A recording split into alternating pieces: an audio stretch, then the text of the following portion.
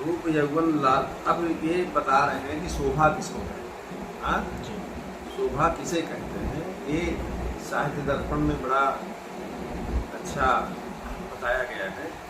तो शोभा क्या है, शोभा का हम वर्णन कर रहे हैं कि रूप यौवन लालित्य भोगादेर अंगभूषणम शोभा भोक्ता। ठीक, रूप का मतलब होता है सौंदर्य, सौंदर्य, यौवन तारुण्य, कोमलता, उपभोग आदि से होने वाले अंग के भूषण को शोभा कहते हैं। ठीक है। अब शोभा का उदाहरण हम बताते हैं, जैसे तत्र यौवन शोभा लिखा। यौवन शोभा के विषय में ये कुमार संभव का पद्य है। महाकवि कालिदास ने इसका माँ पार्वती के विषय में वर्णन किया है। तो हमने कल चर्चा की थी कि एक अयत्न सिद्ध क्या नाम से जी की चर्चा की था स्वाभाविक रूप से। जी, अयत्न सिद्ध माने जिसमें बिना स्वाभाविक रूप से जो सुशोभित होते हो, बिना कुछ बाहरी कृत्रिम चीजों के बिना भी जो क्या नाम से अलंकृत करते हो, उसे अयत्न सिद्ध शोभा कहते हैं। अयत्न सिद्ध। ठीक है। जैसे यहाँ कहा है कि असंभृतम मंडन मंगयष्टे रनावसाख्यम अनासवाख्यम करणम मदस्य कामस्य पुष्प व्यतिरिक्तमस्त्रम बाल्यात् परम साथ वयः प्रभेदे। माँ पार्वती का के यौवन का वर्णन है। अथ माने इसके बाद पार्वती ने आयत्न सिद्ध शरीर का अलंकार स्वरूप माने स्वाभाविक रूप से जो शरीर का अलंकार स्वरूप है, अर्थात अनासवाख्यम। अनासवाख्यम का मतलब होता है कि आसव नाम रहितम, जो मदिरा से भिन्न मत पैदा करने वाला। एक तो लोग पीते हैं, मदिरा से मत पैदा होता है। तो कहा है ना कि लोग पीते हैं, पी करके गिरते हैं, हम जो पीते हैं गिरते नहीं। ठीक है। तो मतलब मदिरा से अतिरिक्त जो मत पैदा करने वाला है, माँ पार्वती के स्वाभाविक शरीर का जो अलंकार स्वरूप है, अर्थात आसव मदिरा से भिन्न जो मत पैदा करने वाला है। ठीक है जी। पुष्प से भिन्न कामदेव का जो अस्त्रभूत, पुष्प व्यतिरिक्तम अस्त्रम कामस्य। तो पुष्प से भिन्न कामदेव के अंगभूत अस्त्रभूत बाल्यावस्था परम, बाल्यावस्था के पश्चात सा अथ वयः प्रभेदे।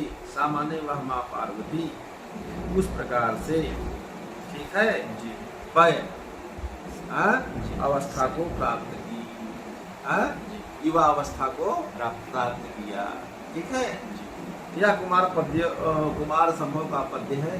महाकवि कालिदास ने माँ पार्वती के विषय में वर्णन किया। एवं अन्यत्रापि हुई। इस तरह से और भी उदाहरणों को आपको जान लेना चाहिए सविवेक से। ठीक है। अथ कांति, इसके बाद जो है कांति का वर्णन। कांति किसे कहते हैं? शोभा, कांति, दीप्ति, ये सब लोग एक ही समझते हैं, कहीं पर्यायवाची शब्द है, लेकिन नहीं, ऐसा नहीं।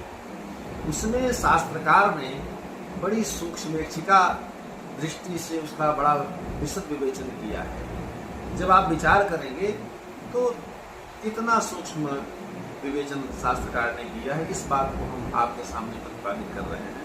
सयो कांतिर मनमथाप्यायुः भी, सयो कांतिर मनमथाप्यायुः,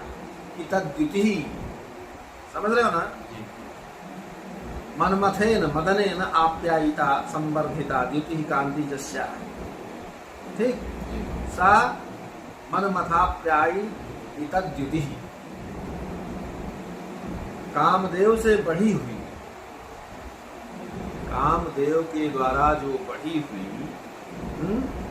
कांति को शोभा कहते हैं।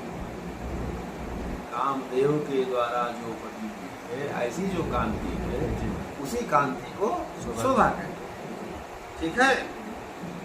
जैसे अब इसका उदाहरण इन्होंने दिया है कि नेत्रे खंजन गंजने, जो पूर्व में हमने उदाहरण दिया है, तो ये क्या नाम से कांति का उदाहरण है कि कैसे नायिकाओं के आंख का वर्णन किया है कि मतलब खंजन पक्षी के जो नेत्र हैं ऐसे नेत्र को भी मात देने वाली वह नायिका है।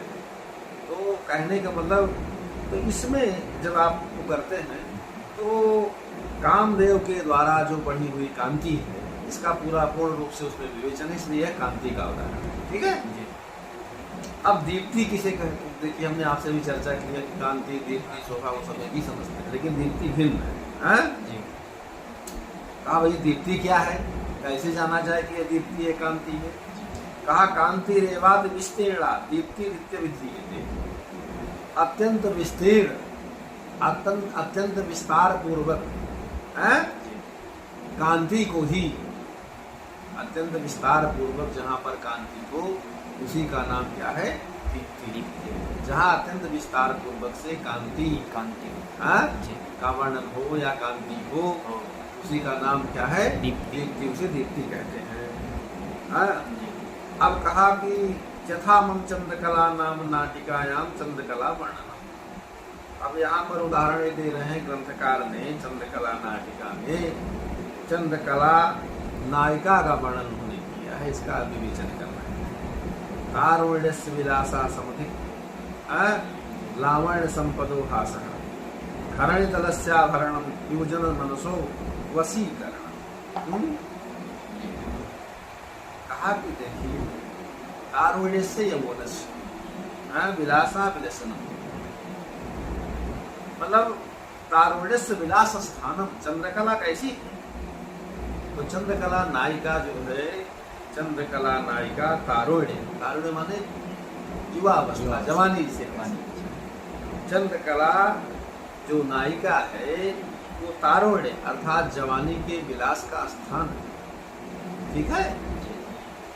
और समधिक लावण्य संपदो हास, समधिक माने प्रचुर, समधिक का मतलब प्रचुर, अत्यधिक लावण संपत्ति का हास। ठीक है। और क्या है? धरणि तलस्याभरणम, आभरणम भूषणम, माने भूतल का वह भूषण है, इस पृथ्वी का आभूषण, पृथ्वी की वह आभूषण है। कौन? चंद्रकला। और क्या है? युवजन मनसो वशीकरण, जो युवक लोग हैं, युवक जन लोग, वो मन को बस में करने वाले, युवकों के बस को, युवकों के मन को बस में करने वाले, करने के लिए एक साधन है। कौन? चंद्रकला नायिका। युवक जन उसको देख करके मोहित हो जाते हैं, उसके बस में हो जाते हैं। तो कहा है ना कि प्यार को चाहिए बस एक नजर, एक नजर।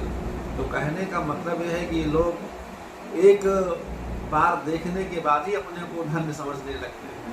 तो युवजनों के लिए क्या नाम से वह मोहित देख करके अपने को कृतार्थ समझने लगे, हम बहुत कृतार्थ हो।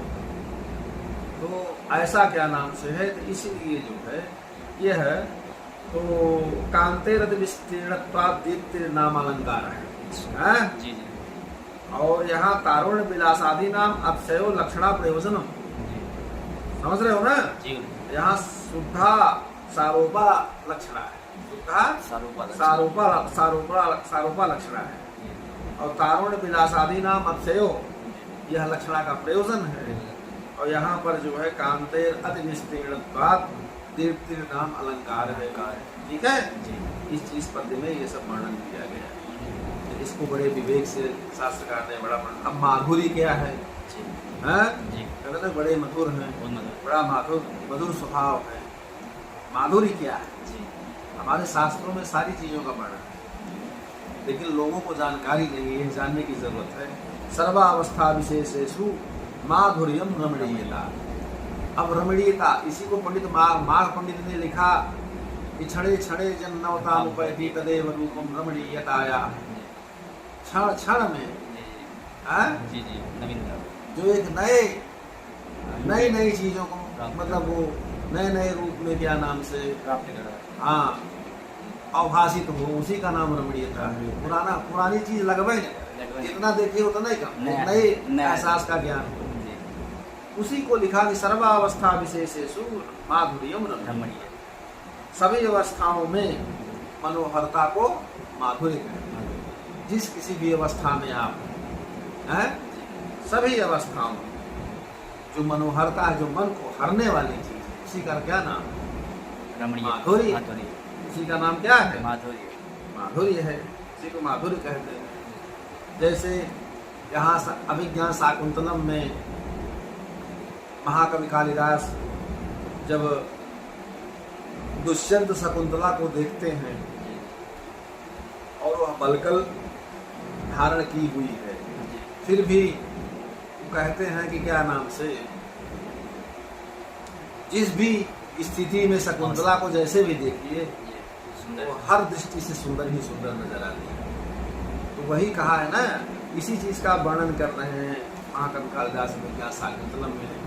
सरसिज मन वित्तम शैवले नाभिरम मलिनमप हिमांशो लक्ष्म लक्ष्मी तनो यमधिक मनोज्ञा वलकले नाभि तन्वी इमी हुई मधुराणाम मंडनम नाभिना। तो दुष्यंत शकुंतला को देख करके कहते हैं कि कमल जो है सेवारों से संबद्ध होकर भी कितना अच्छा, मनोहरी। कमल तालाब में खिलता है, वहां सेवार से लपटा होता है, लेकिन कमल सेवारों से लपटे होने के बाद भी अत्यंत मनोहर लगता है। ठीक है ना? क्योंकि जब आप सेवार के आसपास कमल क्यों सुंदर लगता है, यह प्रश्न होता है। और भी बहुत चीजें होती तो नहीं सुंदर लगती, लेकिन सेवार इत्यादि से लपेटे जाने, मतलब घिरे रहने से व्याप्त होने के बावजूद भी कमल मनोहर ही लगता है, मन को लुभावना ही लगता है। और मलिनम हिमांशो, हिमांशु मतलब चंद्रमा, लक्ष्य मतलब होता है चिन्ह, कलंक। लक्ष्मी तनु शोभाम वितनो, तनु विस्तारे धातु।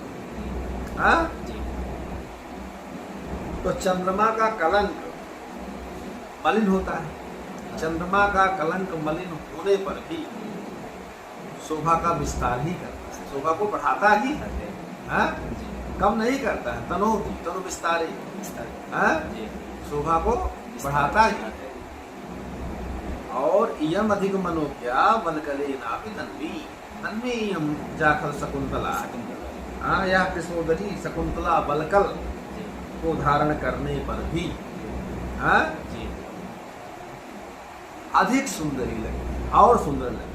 मतलब बलकल धारण करने पर लोग क्या नाम से कहाँ सुंदर लगने लगे, लेकिन जो स्वाभाविक सुंदरता, विलक्षण सुंदरता जिसकी है, वो बलकल पहनने पर भी वो अधिक मनोहर और मन को अच्छी लगती है। किमी हु मधुराणाम मंडनम नागिना। मनोहर चीजों के लिए कौन सा पदार्थ भूषण का साधन नहीं है? सब तो अच्छे जो मतलब है कि मनोहर आकार के में मनोहर चीजों के लिए सारी चीजें अच्छी ही लगती है, वहाँ बुरी लगती ही नहीं।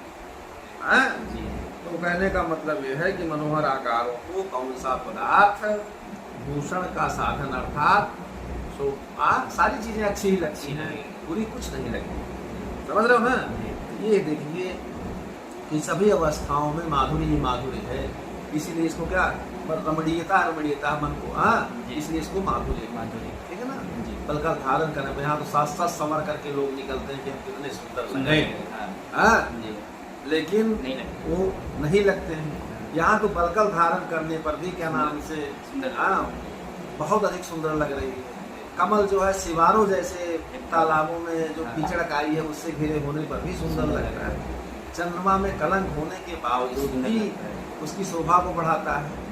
तो सभी अवस्थाओं में क्या नाम से जो सुंदर लगे, रमणीय हो, उसी को माधुर्य कहते हैं। इसलिए माधुर्य का बड़ा सुंदर उदाहरण महाकवि कालिदास ने अभिज्ञान शाकुंतलम में दिया है। ठीक है? अच्छा, कहा भाई?